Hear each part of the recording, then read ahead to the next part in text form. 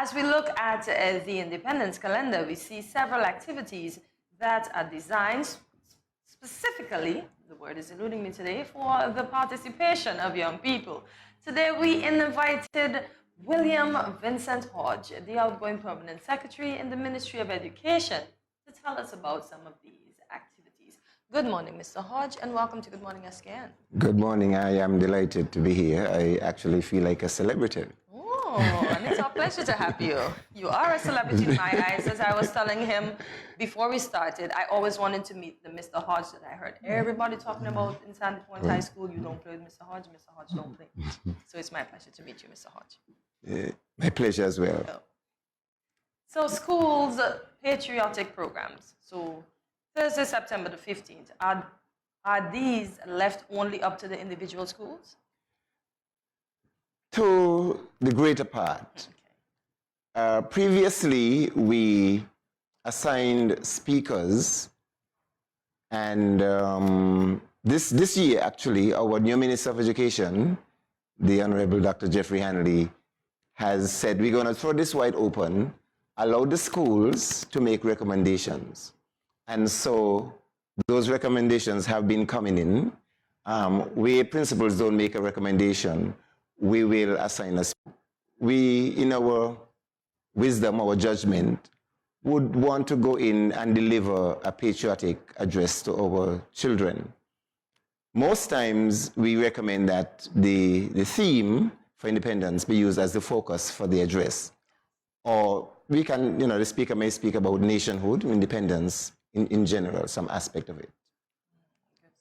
All right, so in relation to the Cabinet Minister's visit to schools, sir, September 9th to September 14th, that's when it's taking place. Is there a particular format or program that that will take? Or again, is it left up to the schools? Well, actually, that activity begins this morning. The ministers should be arriving at their first school in just about 10 minutes. It's going to be quick, because a decision was made to combine the primary schools on the west and the east zones. And each school has been allocated 15 minutes. That doesn't give you a whole lot of time. But I suggested to some principals who inquired that at least you have your students assembled and they can render the national anthem. An introduction would be made, and then one of the ministers would speak. It's going to be a challenging task, because it's a number of schools. We don't have the largest number of schools in the region, but we do have a good number of schools. And in our planning committee meeting, there was a suggestion to split up the ministers. But because it's a new cabinet, everybody's going to want to see all the ministers, especially the prime minister. And so we decided to roll with that. So who is the first school that they're going at, and why is it this year they're doing that? Actually, the first school is the Keon Primary School. Okay. They're traveling east. Yeah. Okay. Yes. The cabinet of ministers have visited schools before for the celebration of independence. Since I'm in office, there were maybe 2 years that it wasn't done because of the time crunch. Okay. And other times the ministers split up, the cabinet divided into 2 or 3. Okay. And so they will go to those schools that are in their particular constituencies. Oh, okay. All right, so I want to move on to something that I think you're a little more passionate about, and it's the Elocution Contest. Oh.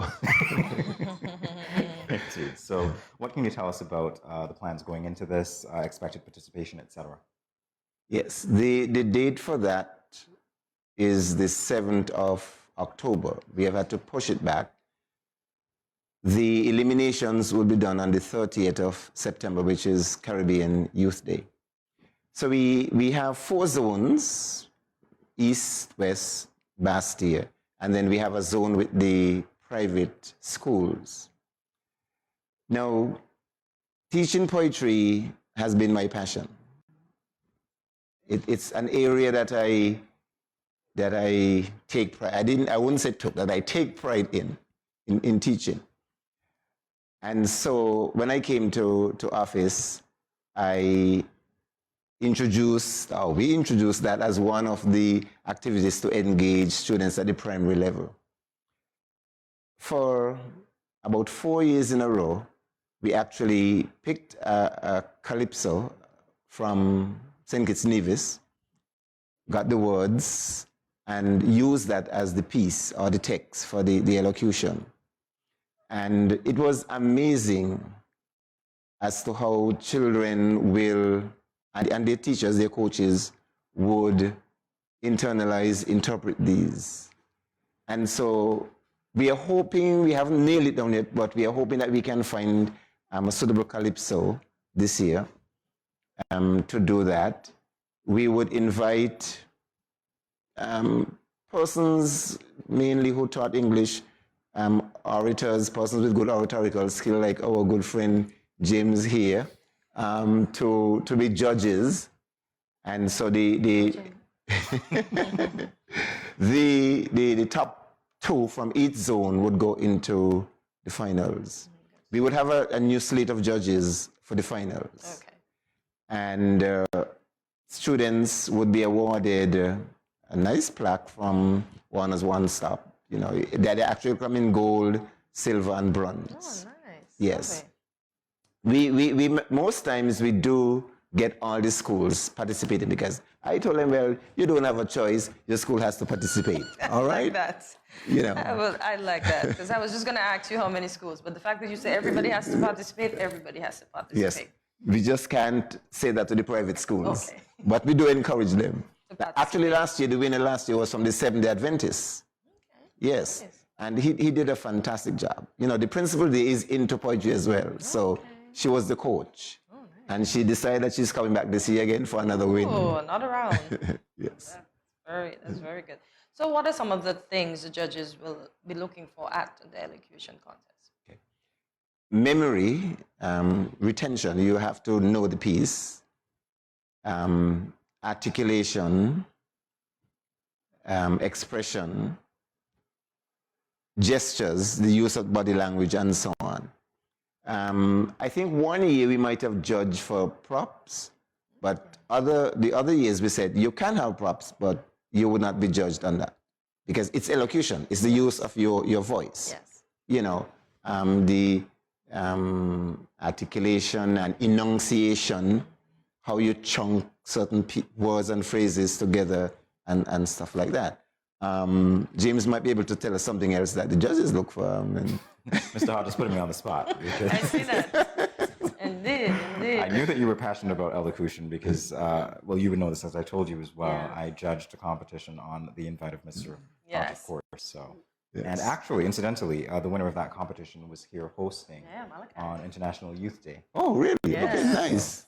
Really good. Yes, that's the kind of thing we expect. You know, after they get those experiences and training and develop those skill sets, they can come back and make that type of contribution. Yes. Mr. Hodge himself is very patriotic. You cannot see his socks, by the way.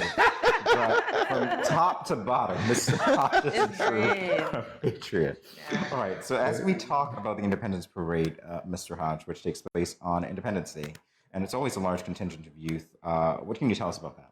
We've got cadet corps, scouts, etc. Yes.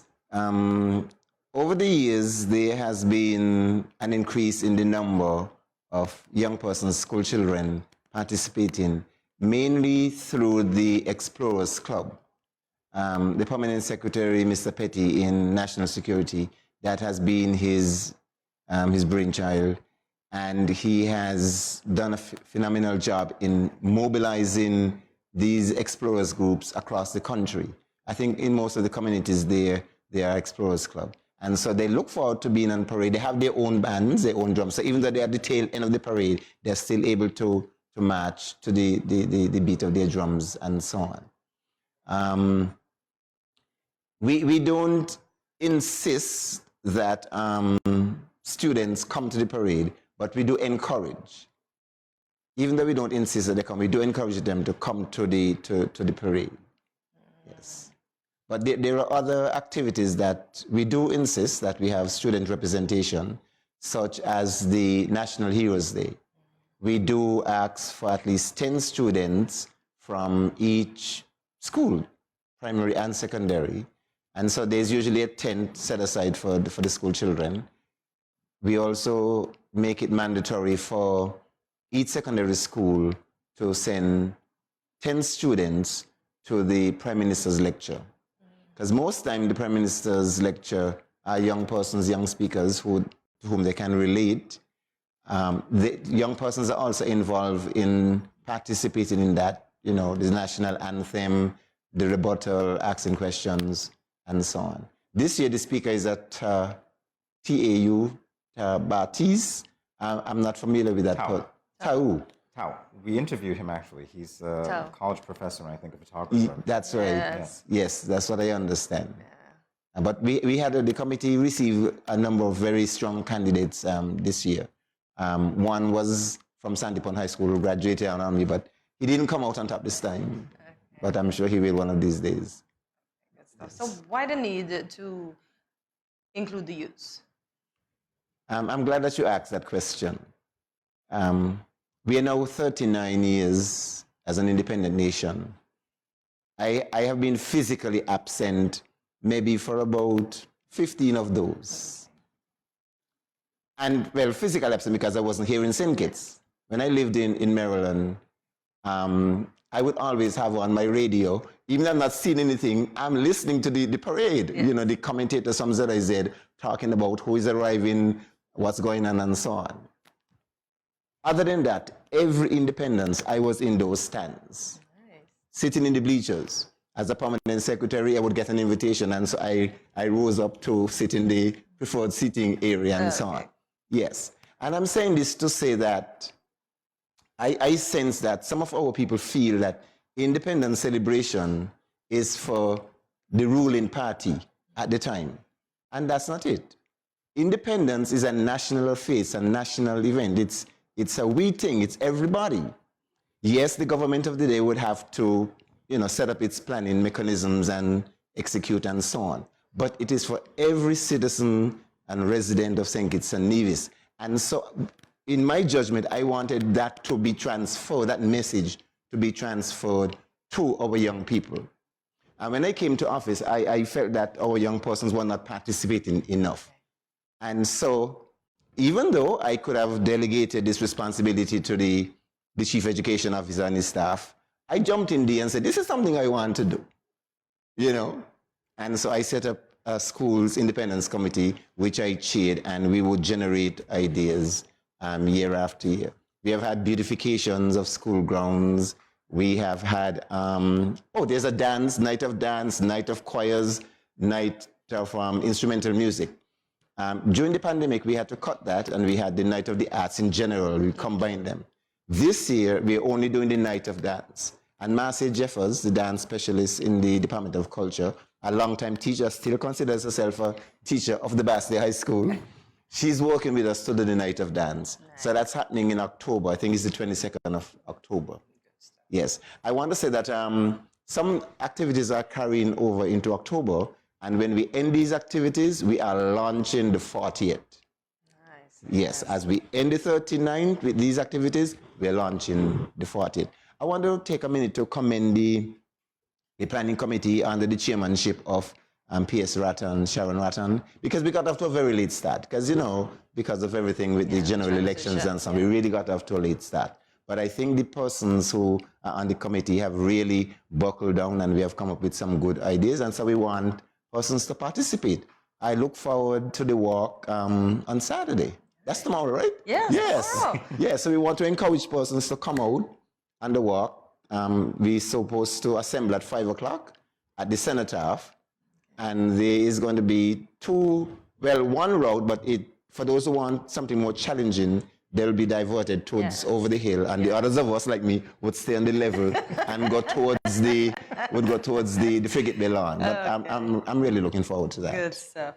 Well, walking isn't new to you. I think Mrs. Warner, our colleague again, indicated that you walk just about every morning. Yes, I do. So it's not new to you at all. Yes. All right, so in our final moments, Mr. Hodge, it would be remiss of me to have you here with us today and at least not give you an opportunity as the outgoing Permanent Secretary in the Ministry of Education to say a few words as to what you think your legacy would be, and also to thank you for your contributions as someone who has worked with you and appreciated everything that you've done. Yeah. Say thank you as well. Yeah, thank you so much. Of course, I am happy to seize the opportunity. Now, becoming the Permanent Secretary has not been my greatest achievement as an educator. I look back and I say my greatest accomplishment was becoming principal of Sandy Point High School, the school that I went to as a student. Okay. And so I hold the distinction of being the first past student to go back as principal. Congrats. When the school celebrated its 25th anniversary. And since then, thereafter, every principal has been a student, a graduate of the school. Some of them were my students, like the current principal and current deputy principal. They came to Sandy Point High School while I was principal. And so I consider that as my greatest achievement. Lovely. Now, I've been serving as Permanent Secretary for 6 years. I would tell people I came in on the 25th of August, 2016, and reported to office on the 26th. Yes, to work. And at the moment, the minister has named my successor, Mrs. Lisa Pistana, who we have worked together over the past 6 years very well. And I really want to commend Dr. Hanley for setting up this arrangement so that I could continue to work and provide the training and guidance for Mrs. Pistana.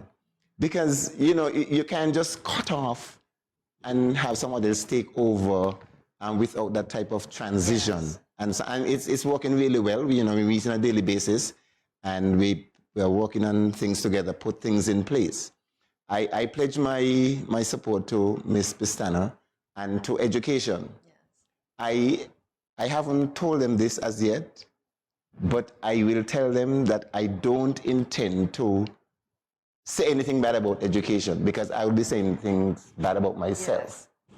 If I see something that I don't like, I would call the minister, I would call the PS, I would call the chief education officer, but I would not say anything bad about education in social media or anything like that.